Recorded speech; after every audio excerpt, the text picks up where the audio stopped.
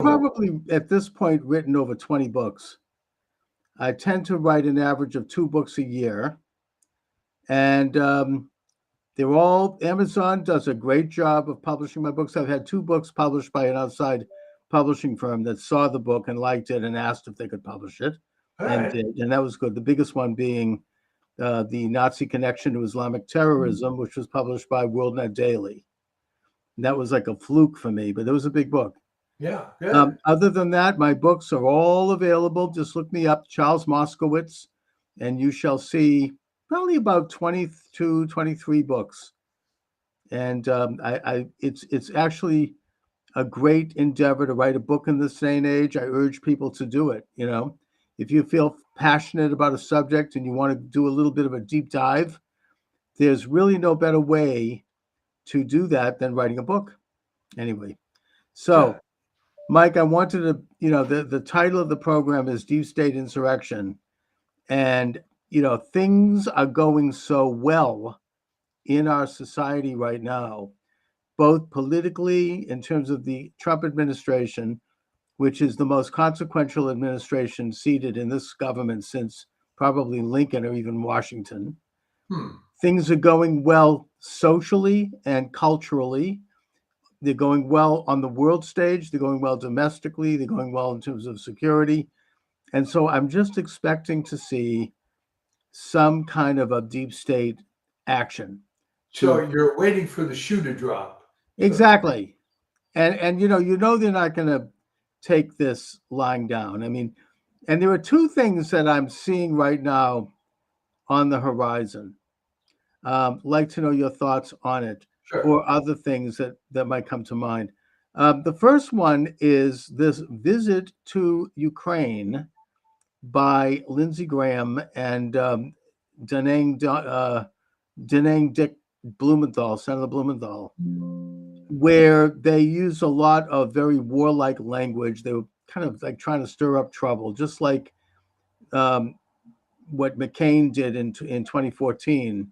By going to Kiev, and then right after that, there was an overthrow of the government of Yanukovych, and there was war. And they're just trying to stop significant efforts on the part of the Trump administration to negotiate a peace and to help wind down this war.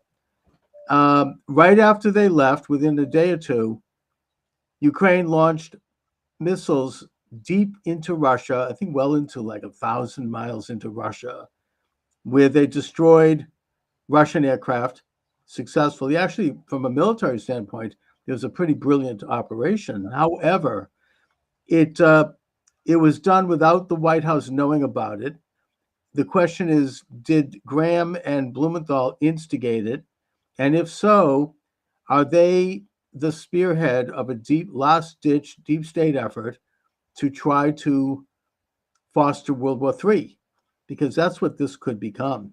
And that's what the establishment has desperately wanted.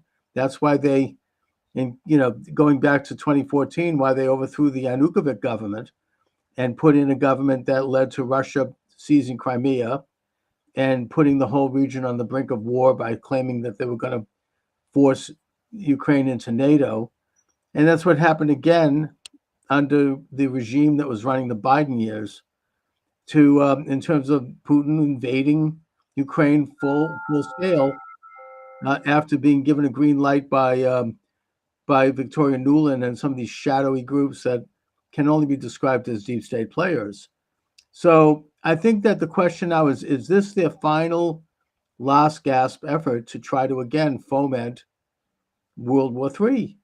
Because that's what their policy is: perpetual war for perpetual peace. You use the phrase made popular by historian Harry Elmer Barnes in his book of the same name.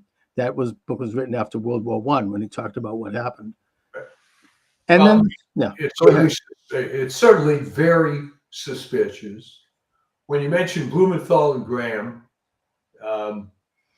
there's obviously money has changed hands. There's no question about it.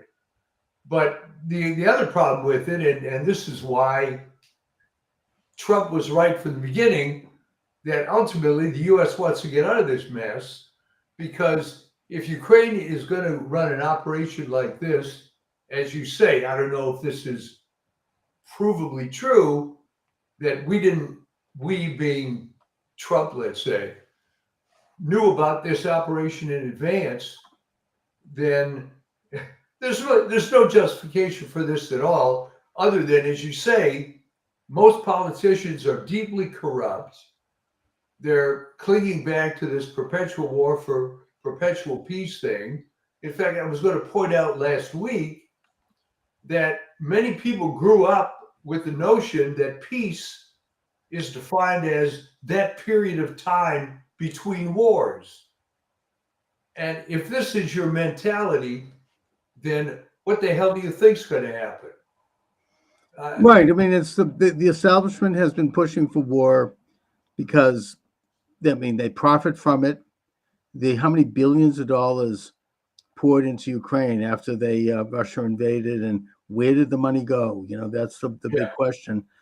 And they also believe in to destabilize the planet because it weakens sovereignty and it results in a greater shift of responsibility to a world order. I mean, there's a lot of motivations behind it. There's kind of an informal alliance between a lot of players, including people on the far left and the far right. Yeah. And, it's an agenda that really views human beings as just expendable human resources that can be, they might even look to population control. We've seen that. There's a lot out there that says we have to cull the population. So I think that it's the same agenda that's been at play since, beginning of time, but in modern times, since World War I. It's satanic, it's anti-life, and this is what President Trump is going up against and what more people are becoming aware of. Now, the second piece that I wanted to bring up for this, what I call a deep state insurrection, is this little clause that was put into the big, beautiful bill. Now, I don't know if President Trump is aware of it or not. I remember interviewing Jack Abramoff many years ago when he, after he served prison time for lobbying and for doing these sorts of things to big bills in Congress, where a lobbyist would hire him to get a congressman to put in a little tiny piece of language, like a little code word, a little squiggle or something that would link to something in these huge bills that nobody reads.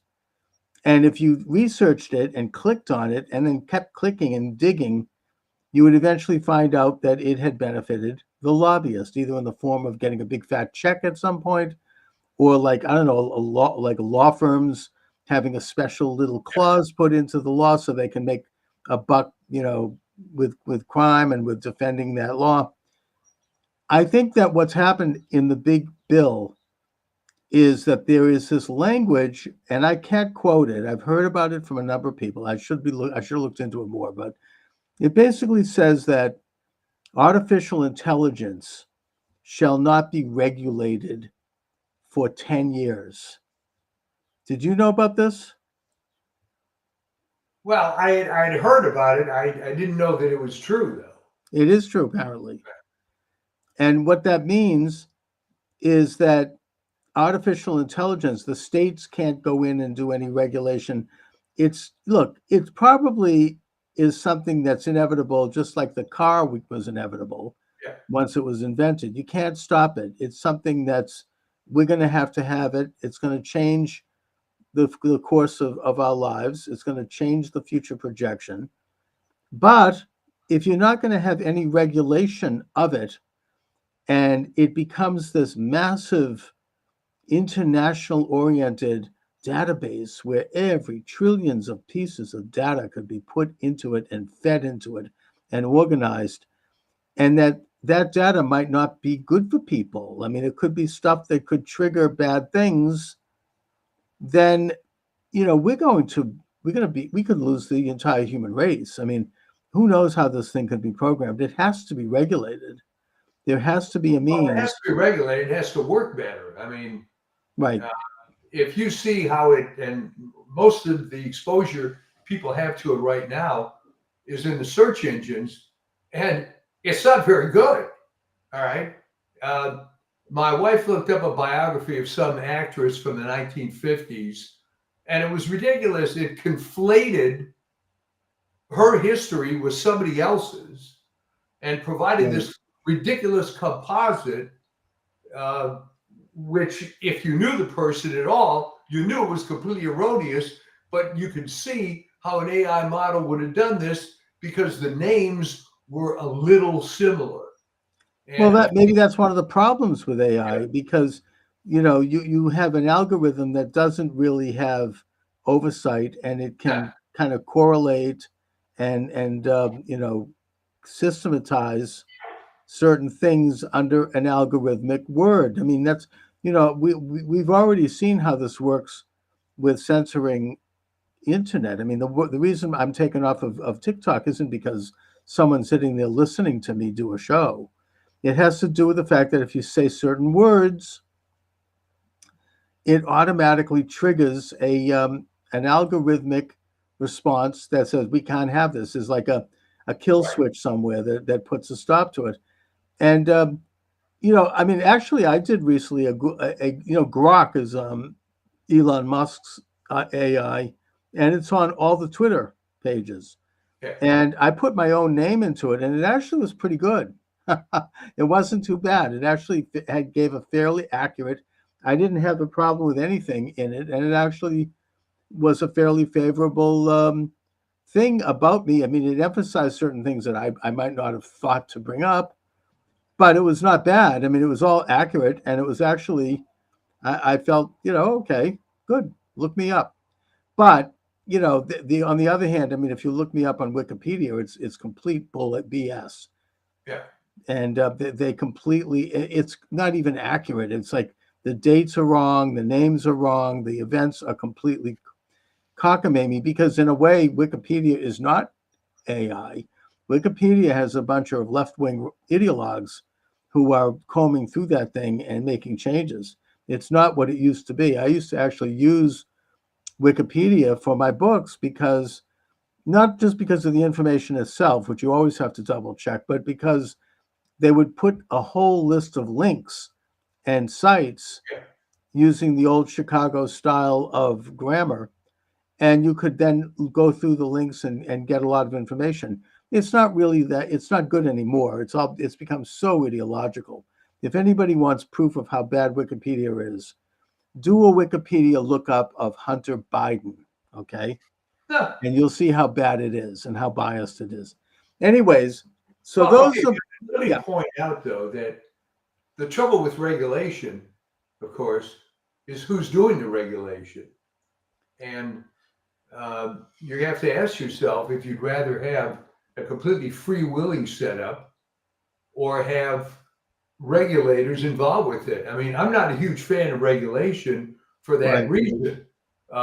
Related to this, one of my customers, he does the air quality stuff, and I mentioned to him that I was at an EPA conference a number of years ago where the modeling that somebody on the agency came up with was that a particular compound had to be regulated to lower than its naturally occurring concentration in the air. All right. And when we pointed out to her how stupid it was, she said, well, that's what the model says. So maybe the model is wrong. And well, I mean, the whole global warming thing is modeling, right? I mean, that's all modeling. There's no proof of any of that. So, yeah, I mean, and also with regulation, the thing that bothers me about the language in the Big Beautiful Bill is that it says that the states can't regulate it. Now, at least if the states are regulating it, then there's going to be some, breakup of this monopolistic behemoth. You can have some good, solid red states, going in and doing some regulating. I don't know, Mississippi maybe comes to mind. Whereas, other states might do something else, but at least there's going to be some competition. There was talk in the 1990s, actually, Bill Clinton talked about this, of breaking up these big high-tech companies like Google and Facebook. I think that's something that has to be done. It's sort of like what Teddy Roosevelt did with big oil, right? What Clinton himself actually did with Ma Bell. They broke it up. It was no longer a quasi-public entity. It took a huge effort. I think it took decades to get to that. But it actually turned out good because then you had a multiple numbers of telephone companies competing. The price went way down for long distance call. Now you can call anywhere in the world. The technology got better because they were Right, but competing. that was deregulation. That's the point. Well, no, it was trust busting, and the problem with AI is it's all controlled by one person or one group. I think. Who runs AI? I mean, there's no Well, there's competition. there's a number of different AI platforms, um, and it's Okay. if you go to the marketplace, you can see which ones work better than others. The problem maybe that you don't want to say is that the trouble is that most of these tech companies are left wing. They're left wing and they seem to collude with each other, to Yeah, use an old fashioned word. And there's not like a lot of air between them. They there was when I was researching my book on I don't know if I should say this because I'll get kicked off of TikTok, but the Biden all you coup. do is an experiment. All right, the Biden coup. It's one of my books. Yeah, I discovered that just before that infamous event on November of 2020, we're not going to get into it. yeah. There was a big meeting between people running the Biden campaign and Zuckerberg, and I think that Jack Smith, who was the guy before, Jack Dorsey, who Yeah. from Twitter, who was eventually Musk took over that company, and a bunch of other people. I mean, maybe the guy from LinkedIn, the one that financed a lot of the lawfare against Trump, Reid Hoffman. And they were all in attendance at this meeting, and they just said, "Hey, what are we going to allow on our platforms, and what are we going to ban?" Right. So the censorship regime went into high gear around that time, and it already was happening with COVID, of course. Let's not even go there, and I started to notice it in 2018 when my YouTube channel was shut down. But at that point, it became more formalized, and so maybe Okay, but what you're arguing is that for the most part, you want a pretty freewheeling atmosphere yes. rather than collusion or regulation, which is almost the same thing. Right. I mean, look, Teddy Roosevelt. I mean, even before him, I think back, the Sherman antitrust laws. They were noting that companies were colluding with each other to fix prices and to, shut down unions and to shut down opposition. This goes back to the Brown brothers Harriman, back in the 1880s when they started building transcontinental railroads, and it was very corrupt, and the trust busting legislation was meant to force this practice to stop, and it was fairly successful at that. So now those laws, I think probably a lot of them have either been gutted or they've been ignored. And I think that we need to look, we need to bring back, in a sense, a means to separate these entities. The Glass-Steagall Act, for example, at the beginning of the FDR administration, I think that got rid of what had been in place before, which was to prevent banks from going in the business of investments. They had to be separate because there was too much of a possibility of using cash reserves in people's accounts to speculate, and it created a risk not only for the for the holder of capital, but for the entire economy. If we're talking about Chase Manhattan or some big bank, you have to have, maybe am I becoming like anti-libertarian? I don't know. I think government has to play a role in this. I mean, Germany after World War II, you had Konrad Adenauer, who was sort of right of center. He wasn't pro-Nazi. Was anti-Nazi, but he was a man of the right, and he put in place in Germany a system by which the unions. There was all this regulation about the unions having to literally work with the corporation, and they would almost become part of a same entity. Yeah. and it worked brilliantly. Germany became a powerhouse after World War II. It wasn't an accident. I mean, they really, they really merged, and they also put in laws about speculating and about foreign investment. They put in high tariffs, and they did. They forced investment to undergo certain scrutiny, and it worked very well. Now, as you say, can you trust regulators? Probably not, but at least, I mean, I suppose if you divvy them up amongst smaller entities like states or even communities, and you have them compete with each other, maybe we have at least a running chance. Well, I would just say this, that what happened during COVID should be the best possible argument against regulation, because uh, it was a disaster the way public health handled that. And Right. the trouble, it wasn't only that, it was that the entire structure of how it worked prevented any innovation, indeed worked against, as is coming out now, it's no surprise, actual cures. So anytime you have a regulatory apparatus in place, it's the road to hell is paved with good intentions, right? And somebody thought it was a good idea for the government to get involved in healthcare, all right? But it wasn't. Well, that was way back when.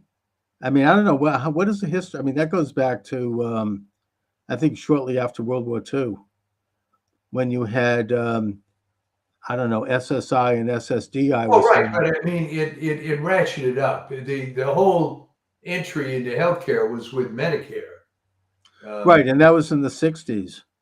65, and the idea was that, and you can tell it's the same template every time for this stuff. This is only going to apply to old people, Yeah. which of course was a lie. And then it expanded all these reporting systems, the reimbursement systems, and now you have an overpriced, terrible mess. So, No, I think that I mean we could use another example of that is the civil rights laws of oh, yeah, 1965. It was only going to apply to, public venues, and you yeah, can't tell somebody at the door of your mom and pop store you can't come in because you're black.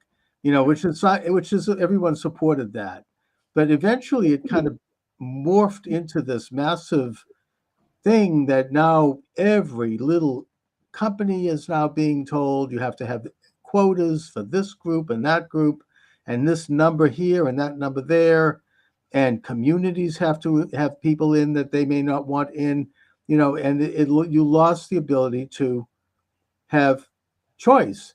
I yeah. mean, yesterday I had on this program this guy who calls himself Araval.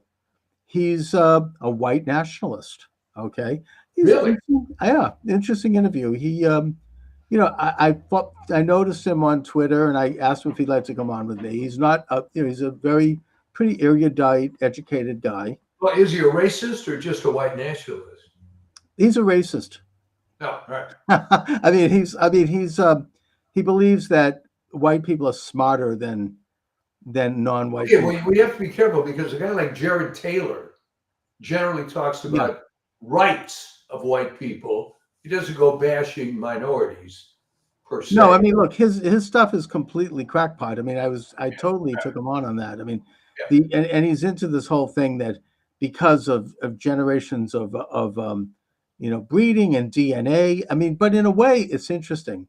The more he talked about this and intelligence being something that evolved, it's exactly what the left is saying. This is exactly what critical race theory is saying. Yeah.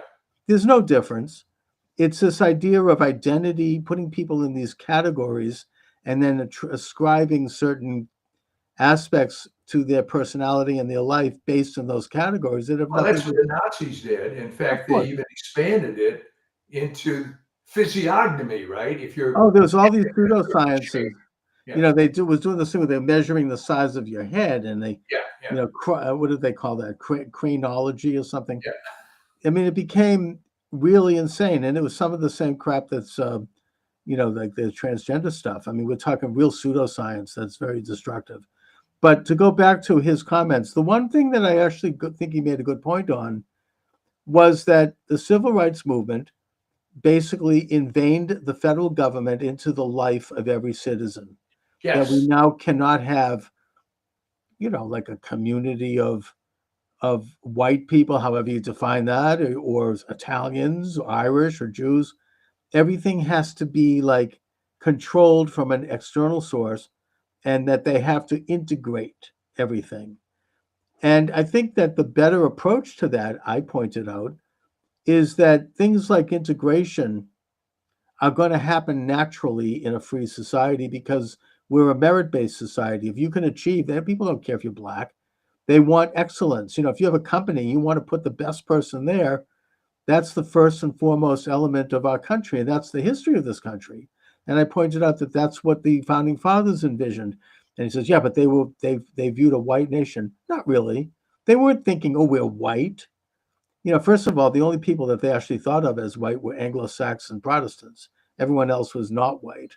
But putting that aside, I mean, if you read the letters of John Adams, which have been many of which have been published, or the correspondence between Thomas Jefferson and James Madison, putting aside the fact that they were both slave owners, they nevertheless viewed a society of meritocracy, an aristocracy of excellence, not of heredity. I pointed this out to him. He's talking about, and the left is too, this idea of a society of blood and heredity. That that's what we rejected with the American Revolution. Titles, monarchy. Yeah, that's what I thought. Yeah, I mean, this is this idea that this monarchical group, this aristocracy, somehow has superior intelligence, a divine right of kings, and that they grant things to the subjects based on whether they deserve it, whims. The American idea turned that whole thing on its head. We said that rights don't come from some aristocracy; they're natural. They come from God, and that individuals are born with rights. I mean, it's a natural right.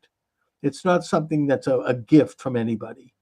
So anyway, it was really the trouble with regulating AI is now you're really going to have a Ministry of Information, right? So for the most part, I'm going to be against any regulation because at the end of the day, it doesn't work.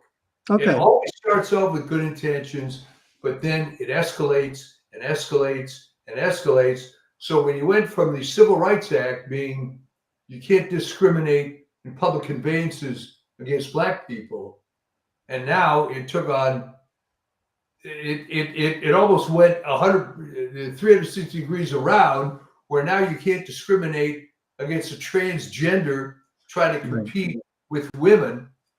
Right. I mean, it's whatever they decide to invent next year. I mean, the categories are becoming multiple, and even hundreds of different categories are going to come out, and that's because once you have power, that's it. People want that. But this brings up the great dilemma. What then do you do when you have an unregulated AI becomes so amorphous and so powerful that it's in a position where it can influence reality? I mean, it can influence the way we think and see things. Well, unfortunately, you're born with a brain, and using that example of that celebrity that my wife looked up, when she pointed some things out to me, I said, no, that's wrong. They're conflating her with so-and-so. Right. So I was able to, have the intellectual wherewithal to figure that out, albeit. Yeah, but most people aren't as sophisticated. Knowledge. Most people aren't as sophisticated as you and your wife. Most people will just look at that and they'll, okay, they don't. All right, but now you're making a distinction here between reading the Boston Globe as a source of truth and reading AI. I mean, it's all lies. So it is. What makes the AI any worse? Well, the answer, I think, comes down to a belief in God. I mean, I know that it comes down to an understanding that there is such a thing as an objective moral code. For Jews, that is the Torah. Right. Christians also, it's the Torah, the Bible. And that out of that comes a code of morality, a code of ethics that's beyond the manipulative hand of anything, whether it be man or machine. Right. And that if you are willing to take the time to try to perceive what that is, anyone can do that. You can understand. We have an inherent ability. Maybe this is what Jefferson was talking about with natural law. John Locke was talking about it. I mean, many of the great English philosophers, that you have an innate ability to understand good and evil, that you have to listen to that voice and know know your task. Are you familiar with the work of Catherine Austin Fitz? She's been around for a long time. She's done a lot of programming. She was formerly in the Bush administration. Anyway, she's talking about some of this stuff. She's pretty good. I heard her on with Danny Jones. He does a tremendous podcast. I recommend him. Have you heard of him? Not a couple of years ago. Yeah, I mean, he does something that I've done a little bit, except he goes pretty deep. He interviews a lot of former intelligence people. Oh, wow. He interviews, he talks about MK Ultra, but he does it in a way that he brings people in that know what they're talking about. And by the way, I can almost 100% sure that his father is E. Michael Jones, but that's it's obvious from looking at him. I mean, look it up on Chat GPT and see. He doesn't dissociate himself, and I think that he kind of is atheistic. He's not into what Dr. Jones is into. I don't know if they had a falling out or what, but he's not anti-Jewish, at least not in his podcast. And but he has Dr. Jones' great intellect and sense of and gift of gab. He's a very good talk show host. Anyway, he interviewed this. It's a really interesting interview to check out. Catherine Austin Fitz. She's been around for a long time. I've thought about having her on. Now I'm definitely going to have her on. She's a banker. She understands that she comes from an old Yankee family that has accomplished a lot on the inside. And she understands the workings of the Federal Reserve. And she worked for Dillon Reed, which is a major banking outfit. And she was a assistant secretary of the Treasury. I mean, she kind of knows what she's talking about. Right. Anyway, I don't know how did I get on that, but well, I think that you can have all the AI you want, and it's going to force people to, ironically, use their own brains. Because I think, again, it's going to be used for good, of course.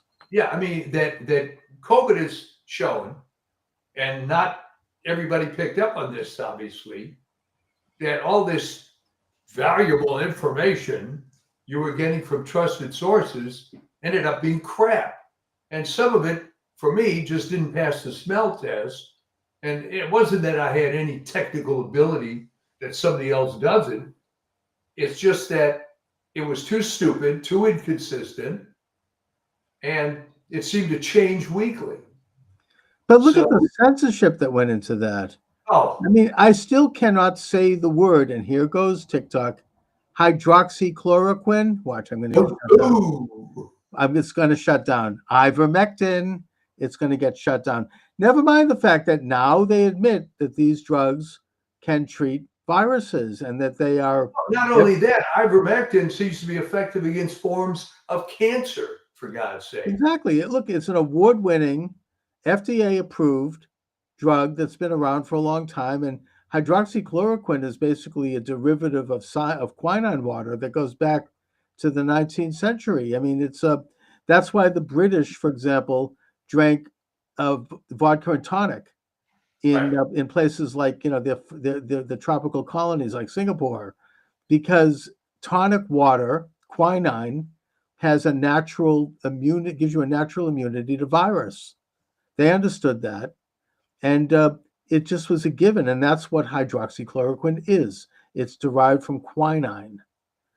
And the fact that it was censored the way it was, and that the entire medical establishment was so dishonest about it, to the point where Lancet magazine and New England Journal of Medicine, which we can never trust again after this, they ran an article. You say that because I wrote an article at the time asking that very point. All right, look, they've lied their ass off why should anyone ever trust them again?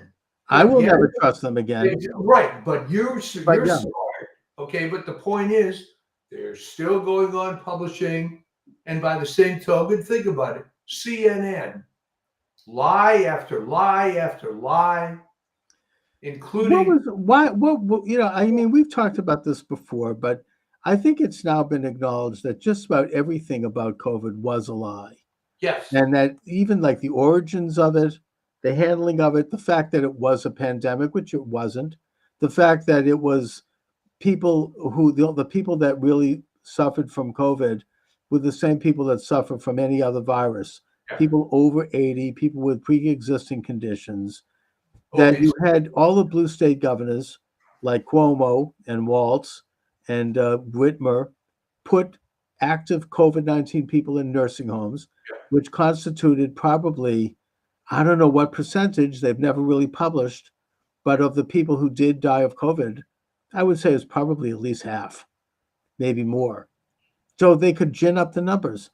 What is it about? And then the media was completely in the satchel. oh, The absolutely, lies that came out and the suppression of information and the masks and the distancing and all this garbage. And it was a massive social experiment in that people, including people close to me, were totally on board with this. And if you even suggested an opposition to it, they would have a meltdown. yeah. I mean, I know somebody, they had a complete meltdown because, well, I don't want to go, personal, but I mentioned that COVID at the time really didn't appear to be any different than any other virus. Oh my God! I mean, they were like they smashed a hole through the dining room table. They were absolutely out of their minds with rage. And Well, it would, I think what happened was because it was really in the boomer generation where this thing started, okay, yeah, that you have to picture yourself in a situation where you're in an elementary school in the 1950s, and there was one kid at least in every class that had polio. oh, And in most cases, I've just got a violation warning on TikTok. It oh, must have been those drugs. Anyways, you know what? I'm just going to shut it down before they shut down the you'll whole show thing. them. Yeah. I don't want to risk the whole station over it. Um, So essentially, in every class, there was some polio kid. yeah, In most cases, it wasn't serious. Obviously, in some cases, it was. right. So now this vaccine comes out, and the scourge of polio, which was legitimate, is eliminated. Although that was overhyped, but that's another story. All right. So now you're living in this world of medical miracles, and technology is going to save the day, blah, blah, blah. Okay. And that's drummed into your head and drummed into your head. And Jonas Salk was raised up as some hero. Ironically, Albert Sabin, who actually had a better vaccine, is mostly forgotten. Salk looked the part, and great. All right. So you're I raised. remember this. I remember lining up at the JFK Oh, Health Building yeah. for my polio drink. It wasn't a shot either. It was just a drink. Yeah. The Sabin was on a sugar cube. In 1955, Yeah. you lined up for the shot. Okay. So now, beautiful and grand technology was going to solve all your medical problems. All right. So if you're raised with this and you have zero critical thinking skills, if the government comes out and says there's this horrible virus that came out, but fortunately we have this magic vaccine and it's 95% effective. And then a few weeks from then, well, it's 75% effective. Well, it's 30% effective, but you won't get that. So the description keeps changing. But if you're a true believer, this is lost in the ether. And unfortunately, most scientists got caught up in this nonsense because they have no critical thinking skills.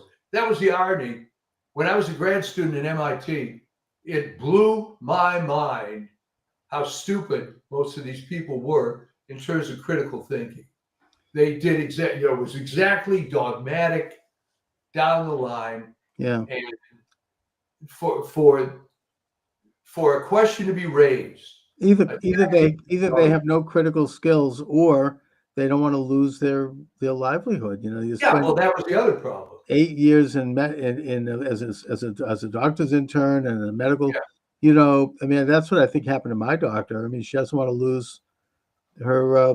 You know, she's worked so hard to get there that she decided to goose step to the party line. Somebody's got to her and told her. Well, it's even worse than you think, because through the work of Naomi Wolf and others, uh, she was focused on the COVID vaccines, Yeah. but was heavily involved in the miscarriage side of it. Oh my! Yeah, I mean, giving pregnant women. I mean, it was insane. And And which, children. of course, if you know anything about medicine, you're never going to try some experimental procedure on a pregnant woman. It would never be done. Never. No. Going back to the beginning of medicine, you never did that. All right. No, Somehow it's immoral. So somehow this went on. Okay, here's the point. Yeah. They did extensive work and found that there was a huge correlation between this rise of miscarriages and the women who were vaccinated. All right. Yeah, of course. So the response of the other side was not to deny it, rather to be scientific and parse it out between, well, if they got the shot in the second trimester, it wasn't quite as bad as if they got it in the third trimester.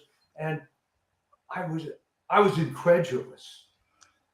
Well, that's how the left rolls. I mean, I've seen that happen in just any subject practically. They'll sparse it out. Oh, well, on this date, you know, if you argue with a leftist, it happened on March 2nd, not March 3rd. You see, you're lying.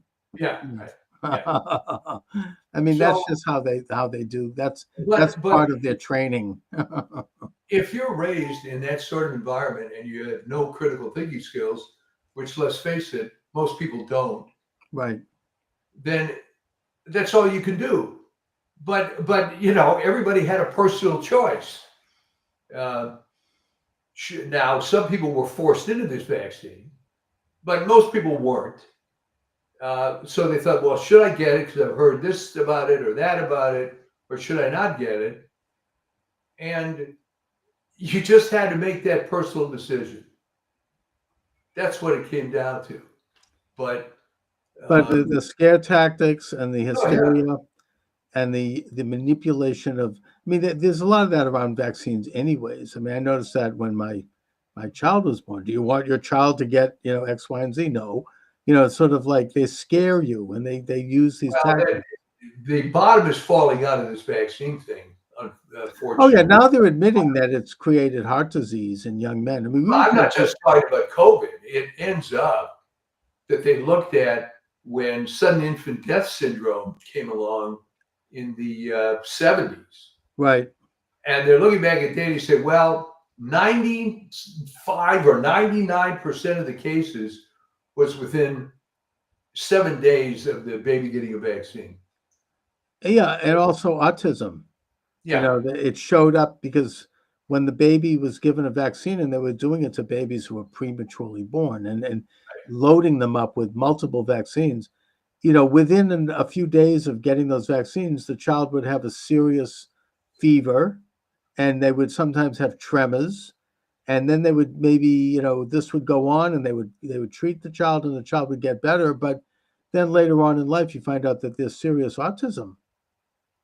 So, I mean, but the whole thing was based on this article of faith that vaccines are always 100% good, no matter what.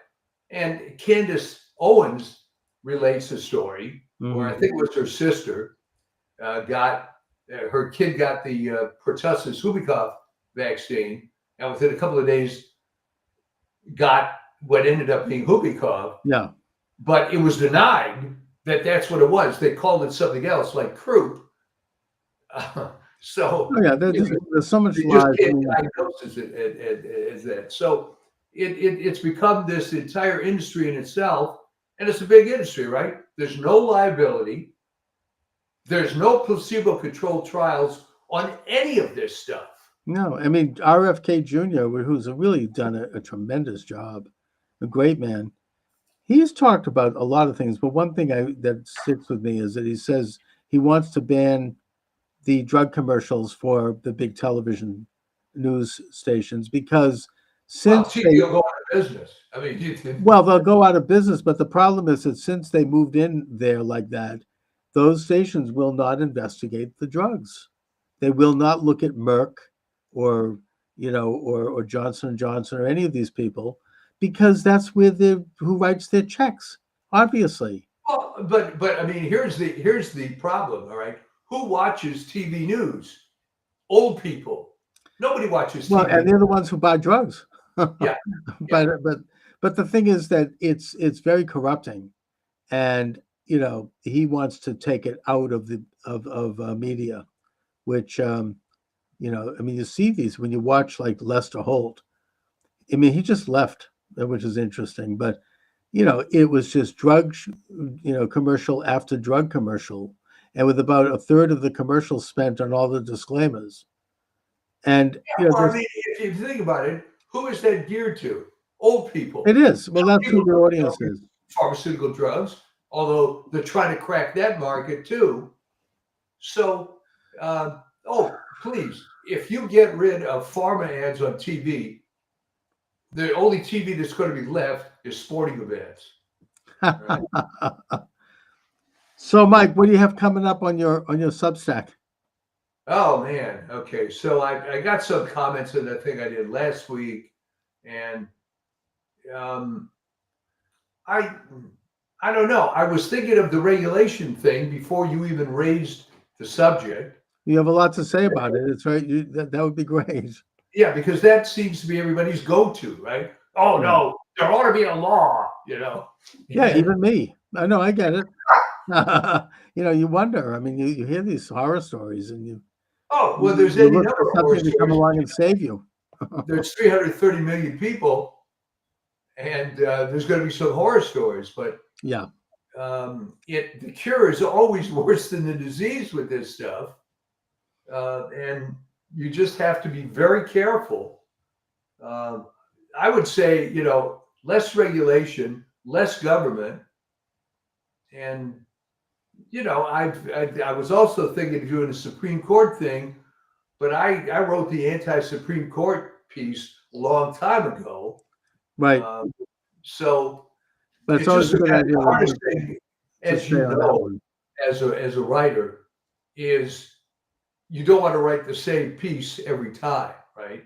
No, And but not the exact same piece, but you can stay on a story and continue yeah, to well, I mean, I remember plug there out was a a couple of writer more nuances. when we were living in the D.C. area. He was in the Washington Post, Eugene Robinson, Hmm.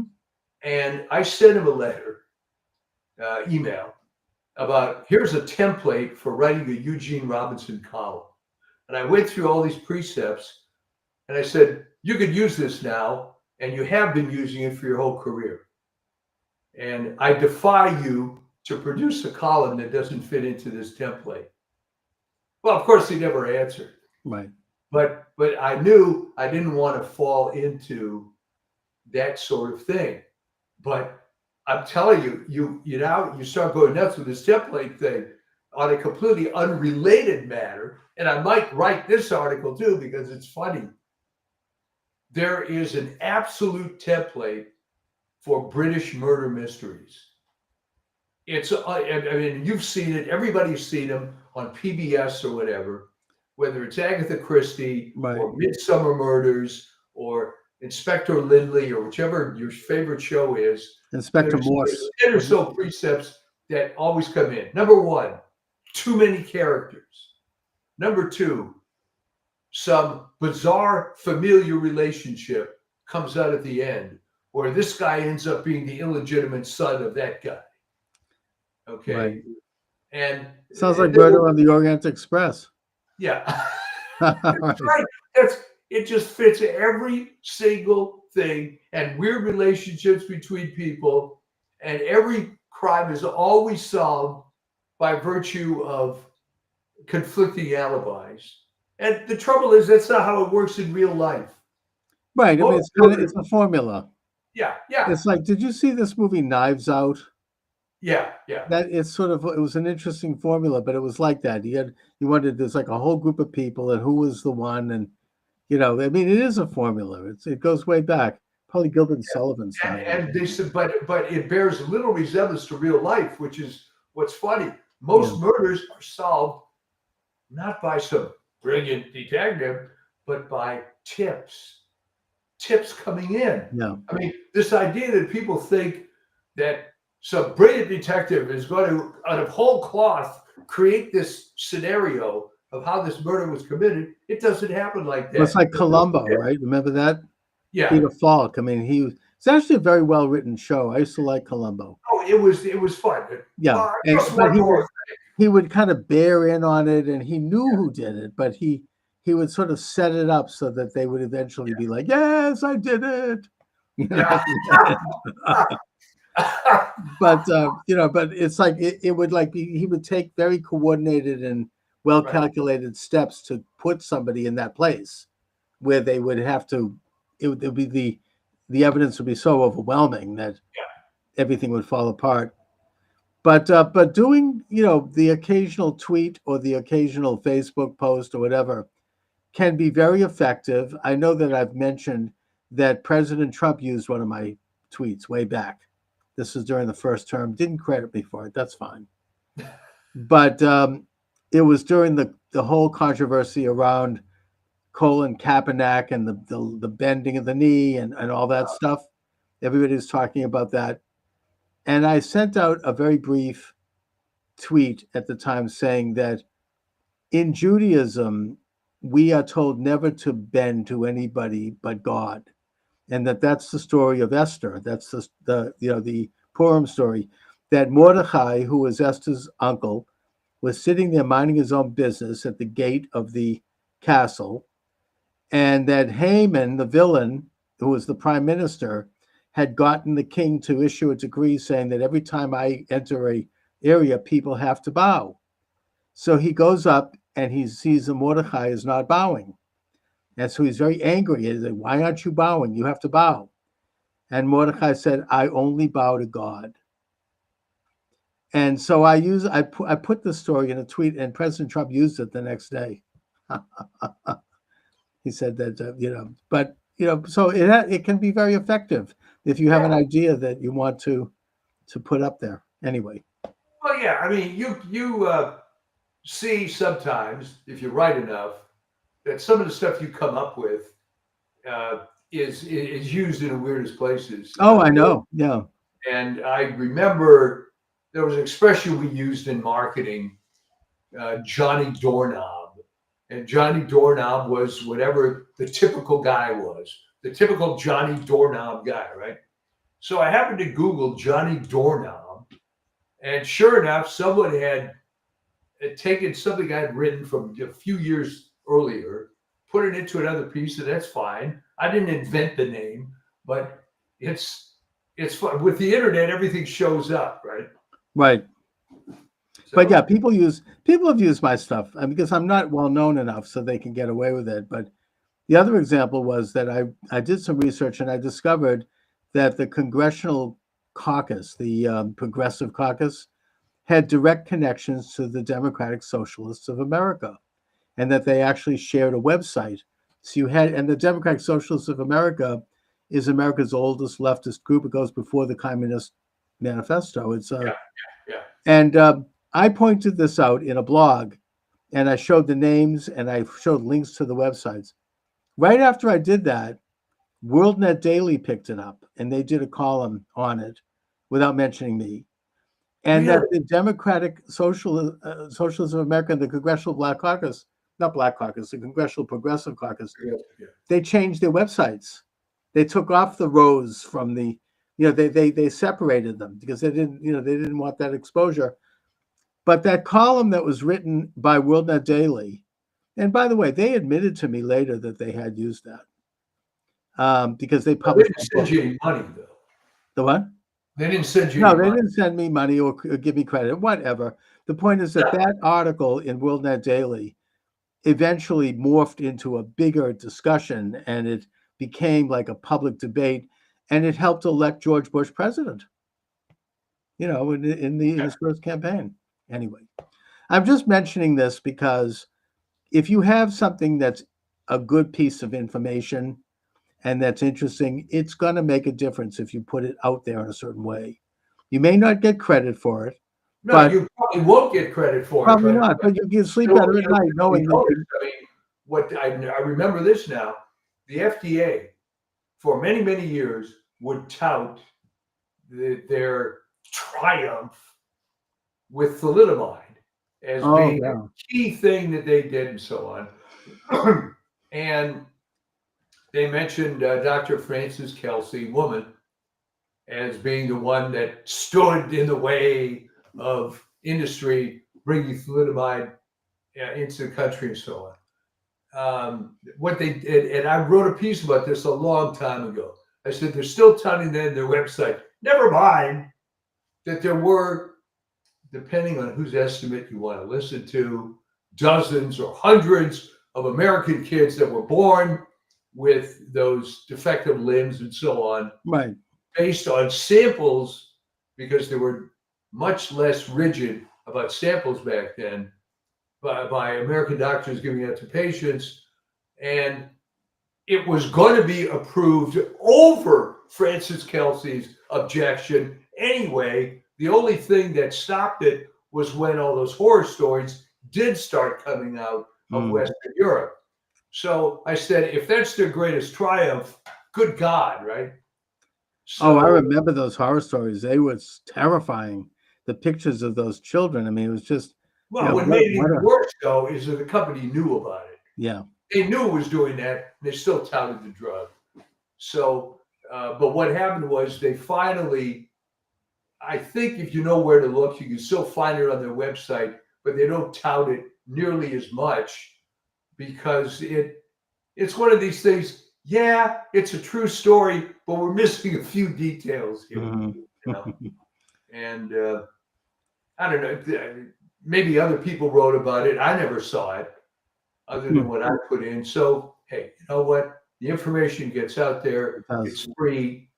And you can sleep better at night knowing you've made a little difference in terms of changing the course of history, possibly saving some lives, just affecting the world. These little things, there's a sociological term for this. I'm studying sociology, but you can, with a little mild statement in the right setting, you can change the whole complexion of history. A whole society can change. The butterfly effect. Yeah. It's like the rape of Lucretia. Yeah. It led to the collapse of the Roman Republic. Yeah. Yeah. I mean, if you follow that story, one event led to another. The father was angry. He killed the rapist, and then that said something else. And before you know it, everything fell apart. Anyway, so Mike, I'll talk to you in 2 weeks. Oh, 2 weeks. Okay. Yep. And we shall return and resume then. All right. Your out of town stuff. Good luck on